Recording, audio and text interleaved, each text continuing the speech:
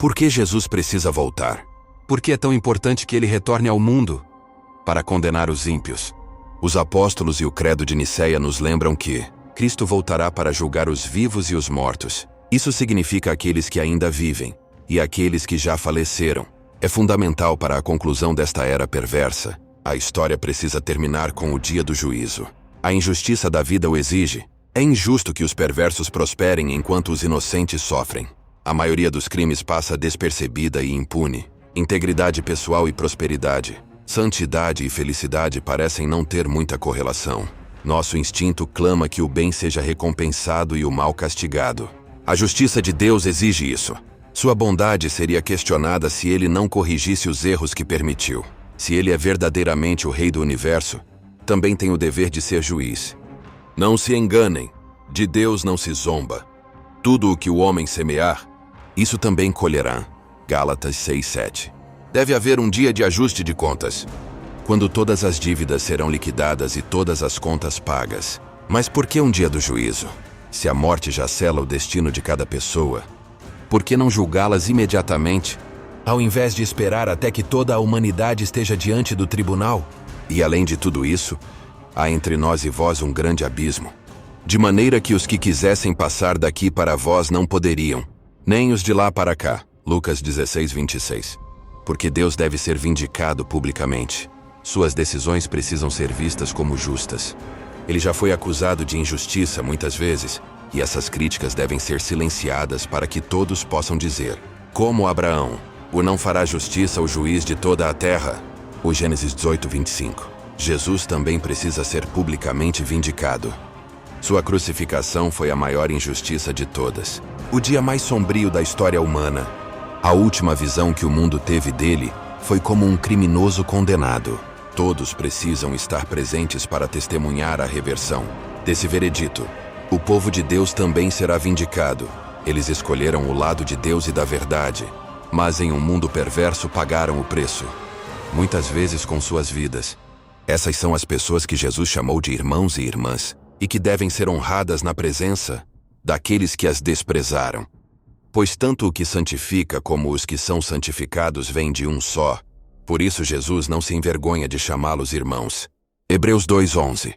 E o rei dirá, em verdade vos digo que, quando o fizestes a um destes meus pequeninos irmãos, a mim o fizestes. Mateus 25:40. Chegará o dia em que a justiça será feita. Cada ser humano tem dois compromissos futuros. O primeiro é diferente para cada um, a morte. E o segundo é o mesmo para todos, o julgamento. Está determinado que os homens morram uma só vez. E depois disso vem o juízo. Hebreus 9:27. Muitos imaginam que o juízo ocorrerá no céu, mas os humanos serão julgados aqui na terra, o lugar onde pecaram. Este é o ponto onde seu destino será decidido. Como poderia um Deus Santo permitir que pecadores entrem no céu, nem que seja por um dia?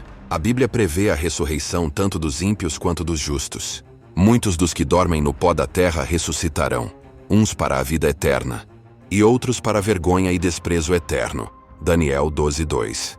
Os que fizeram o bem ressuscitarão para a vida, e os que fizeram o mal, para a condenação. João 5:29. O Hades, a morada dos espíritos dos mortos, entregará seus habitantes para serem julgados. Todos, sejam enterrados, cremados ou perdidos no mar, estarão diante do trono de julgamento. Os mortos foram julgados de acordo com suas obras. Apocalipse 20:12-13. O Novo Testamento ensina que haverá duas ressurreições, separadas pelo milênio. Bem-aventurado e santo aquele que tem parte na primeira ressurreição. Sobre esses, a segunda morte não tem poder. Apocalipse 26. Humanos serão julgados na terra por um humano. Aqueles que esperavam que Deus fosse o juiz ficarão surpresos ao saber que ele delegou essa função a Jesus. Porque estabeleceu um dia em que julgará o mundo com justiça, por meio de um homem que escolheu. Atos 17:31. Jesus, devido à sua natureza divina e humana, está perfeitamente qualificado para ser o juiz de todos. Ele fez de tudo para nos salvar do julgamento. Sua humanidade permite que ele entenda nossas fraquezas, e sua divindade lhe dá o conhecimento completo. Ele será justo e levará em conta o conhecimento ou ignorância que tivemos do que era certo e errado. Porque desde a criação do mundo os atributos invisíveis de Deus são claramente vistos. Romanos 1:20.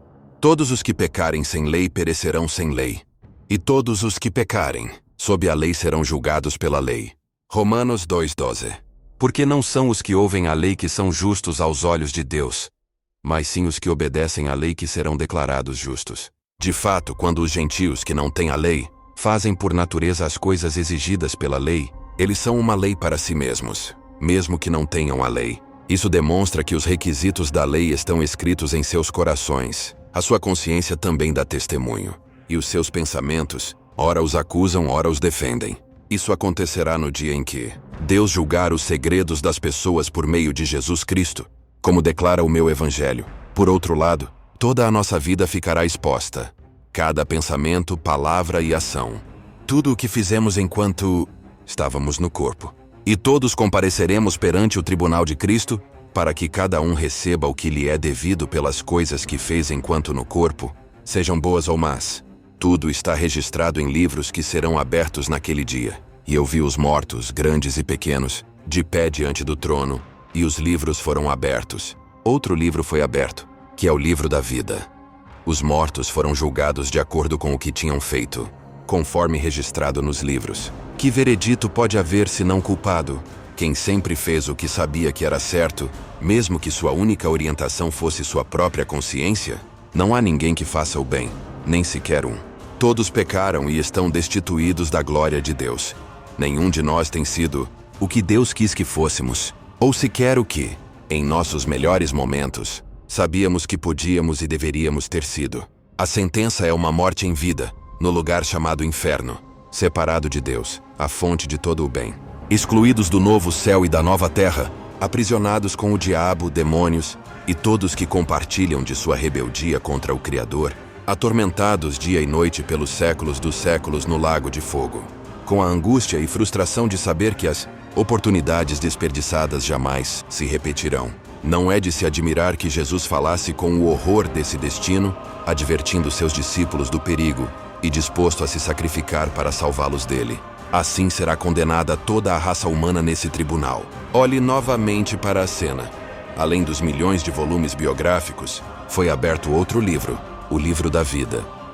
Todas as pessoas listadas nesse livro serão absolvidas, escapando do veredito e da sentença. É um livro que existe desde o princípio dos tempos, mencionado tanto no Antigo quanto no Novo Testamento. Os nomes estão escritos por Deus mesmo.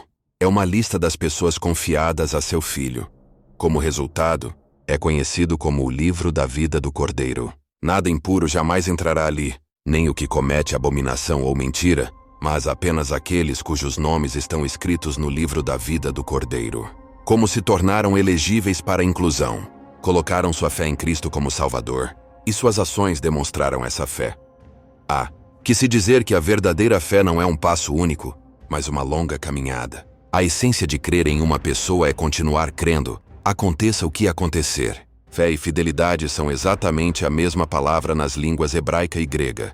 O justo viverá pela fé, e isso significa que aqueles que Deus considera justos sobreviverão pela fidelidade. Os heróis da fé no Antigo Testamento ainda viviam pela fé quando morreram, e é possível se desviar da fé, naufragar nela como alguns, rejeitando a boa consciência. Como Deus revelou a Moisés, os nomes no livro da vida podem ser apagados. Somente os nomes daqueles que permanecem fiéis, que superam todas as pressões para duvidar e desobedecer, permanecerão até o dia em que o livro será definitivamente aberto. Ao que vencer, será vestido de vestes brancas, e de modo algum apagarei o seu nome do livro da vida. Mas confessarei o seu nome diante de meu Pai e diante dos seus anjos. Agora, para encerrar nossa pergunta de hoje, quais cânticos de adoração aproximam seu coração de Jesus?